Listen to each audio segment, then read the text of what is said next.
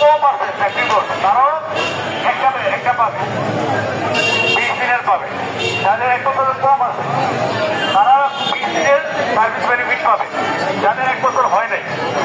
আর যাদের 1 বছরের বেশি 2 বছর 3 বছর তারা 22 দিনের সার্ভিস বেনিফিট পাবে, 25 বছরের জন্য একটা করে। আর যারা 5 বছরের উপরে তারা 25 দিনের করে সার্ভিস বেনিফিট পাবে যত বছর চাকরি করছে। এটা হচ্ছে পেমেন্টের ফয়সালা হচ্ছে। আর আরেকটা হচ্ছে কি মালিক পক্ষের সাথে 1 ঘন্টা করে আমরা কথা বলতেছি।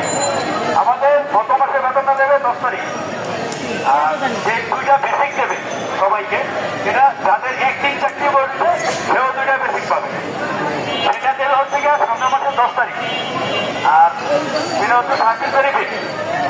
তারপরে তারপরে আরেকটা জিনিস আছে, সেটা হচ্ছে গিয়ে যারা 5 বছর উপরে মানে 20 টাকার আগে থেকে যারা চাকরি করতেছে তারা 40 দিনের একটা 20 টাকা পাবে। ওই টাকাটা এবং সার্ভিস বেনিফিট ওগুলো সব দেবে এর পরের মাসের 15 তারিখ।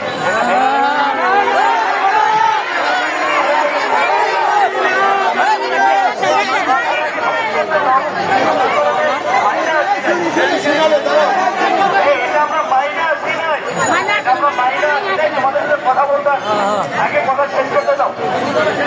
এখন কলকারখানা অধিদপ্তর বলছে কথাটা শোনো আগে। কলকারখানা অধিদপ্তর বলছে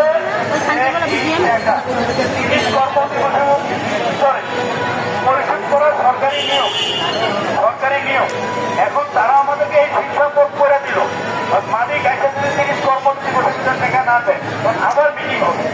আর মালিক পক্ষ বলছে এই 2 ডেটের ভিতরে আমরা টাকা দিয়ে দেব, সম্পূর্ণ গ্যারান্টি। তখন ওইটা গ্যারান্টি কলকারখানা অধিদপ্তর তারা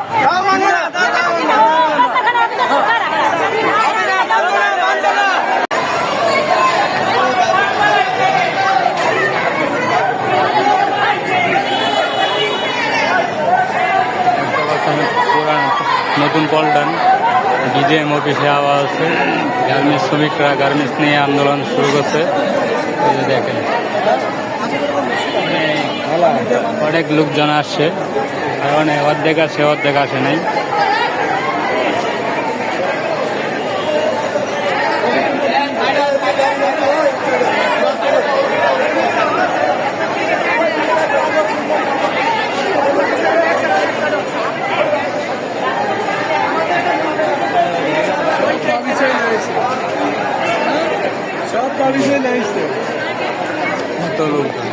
লোকজন তো জায়গা দিব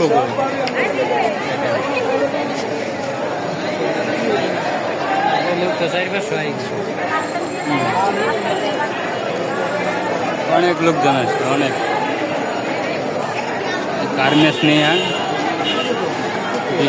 কুড়িল বিশ্ব রোডে ইরোজন গার্মেন্টসে বেতন পাওনা দাওনা দেওয়ার জন্য বিজিএমে অফিসে আসা। হঠাৎ করে অফিস বন্ধ করে দিতে চলা হবে না,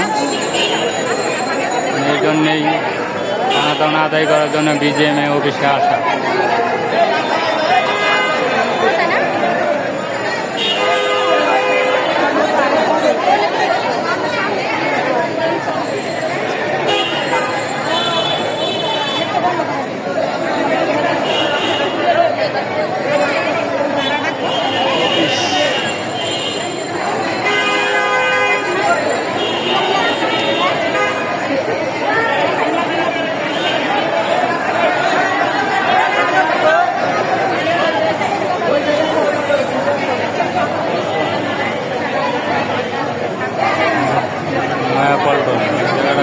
নয়াপল্টন বিজিএম অফিস, নির্বাচন অফিসে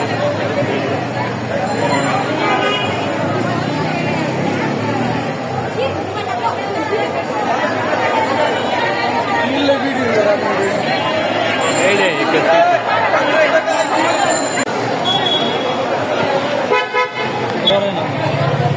কি বলবো ধরে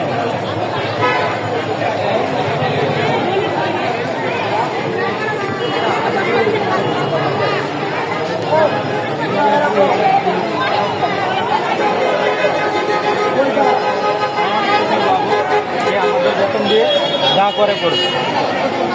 আর কোনো বক্তব্য আছে? অনেক যেই কি কথাবার্তা চলতেছে দিন কি হবে।